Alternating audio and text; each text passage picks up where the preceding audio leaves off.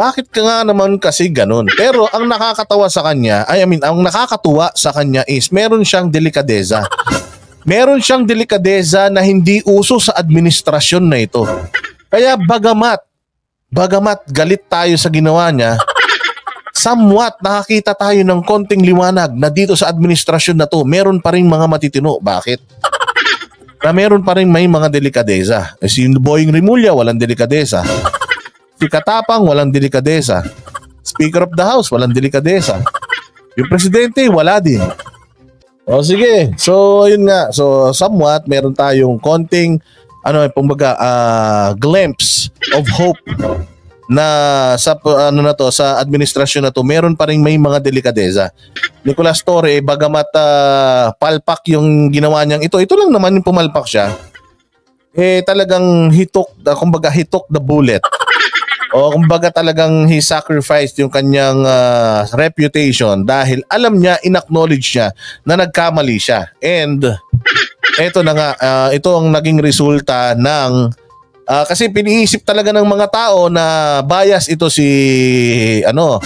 Hepe. Bias siya na porket dating pulis o parang binigyan niya ng platform samantalang yung talagang biktima naman dito ni hindi man lang nila hinanap. Yung mga pulis pa niya, inano pa, magic pa, tas may threat na daw na nagme-message dun sa nagbibisikleta. So dahil doon, sabi nga niya, alam ko na nagkamali ako at I'll take full responsibility and I will resign. Palakpakan kahit na ganun. Sada sa Quezon City, nagain ng courtesy resignation ang direktor ng Quezon City Police District. Kasunod yan ang pagbatiko sa pagpapapresko ng hepe.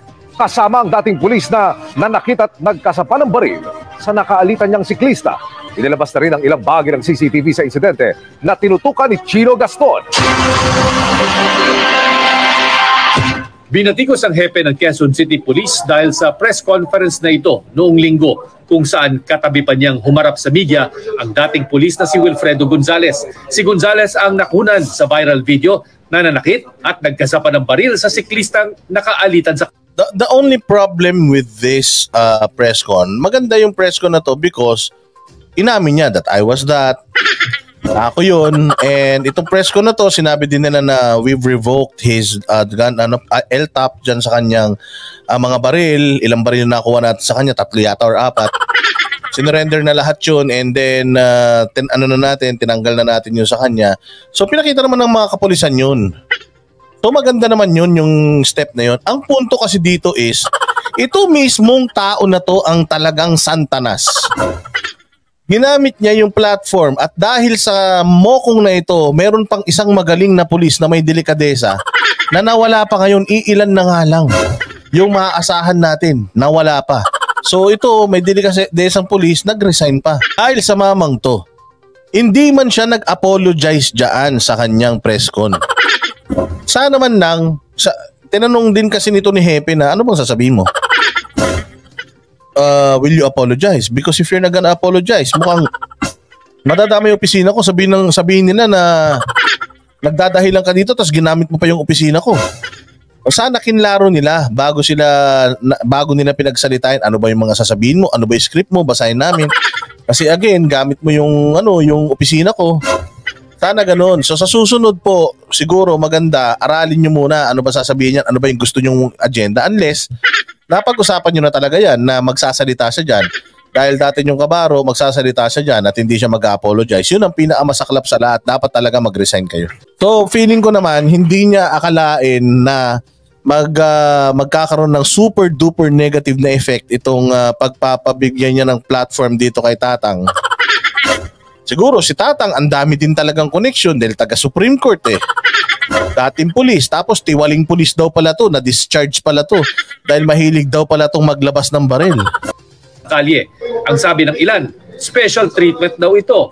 Kanina nagsumite na ng courtesy resignation si QCPD Director Nicolas Torre III. Sabi ni Christine Gibson, correct, admitting your fault is admirable. Kaya lang, government body sila, yes.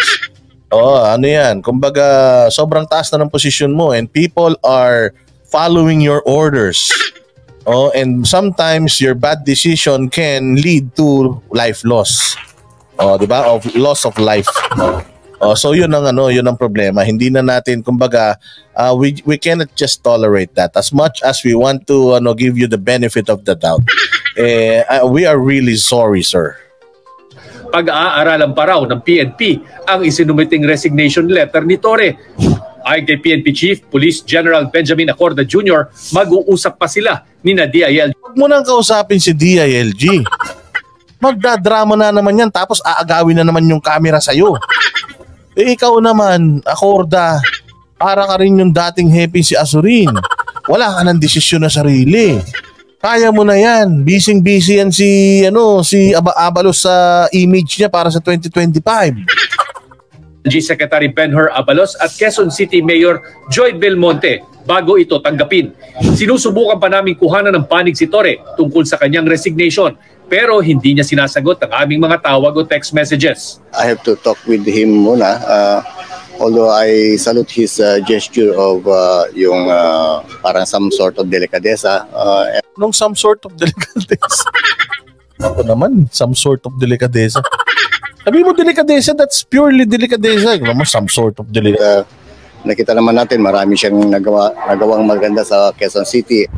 Sa isang pahayag, sinabi ni Quezon City Mayor Joy Belmonte, si Anharot. Anharot, gigil na gigil ka na, no? Meron ka pang chuwariwap na Backstreet Boys dyan, ha?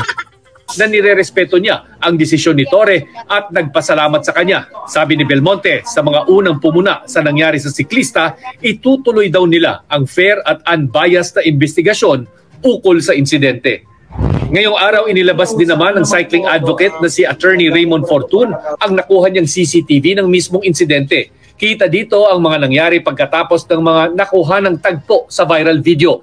Makikita dito ang patuloy na pagtatalo ng siklista at ni Gonzales hanggang sa hinila ni Gonzales ang bisikleta patabi sa kalsada. Dito makikitang tila dinuro muli ni Gonzales ang siklista. Ang lumalabas is that meron pa palang iba pang pananakit na ginawa itong si Mr. Gonzales. Sinapok niya dito sa left shoulder yung siklista. The abuse of power, no, is clearly there. Ngunit taliraw ang kanilang kamay para isulong ang kaso dahil hanggang ngayon ay hindi na raw gustong magsampa ng reklamo ang siklista. Kahapon ay file na ng QCPD ang reklamong alarm and scandal sa Quezon City Fiscal's Office laban kay Gonzales na may parusang 1 hanggang 30 araw na pagkabilanggo o multang hanggang 40,000 pesos. Samantala, nagsumiti na ng resolusyon sa House of Representatives at Senado para imbestigahan ang insidente. Ipapatawag din daw si Wilfredo Gonzales sa hearing nito sa Senado.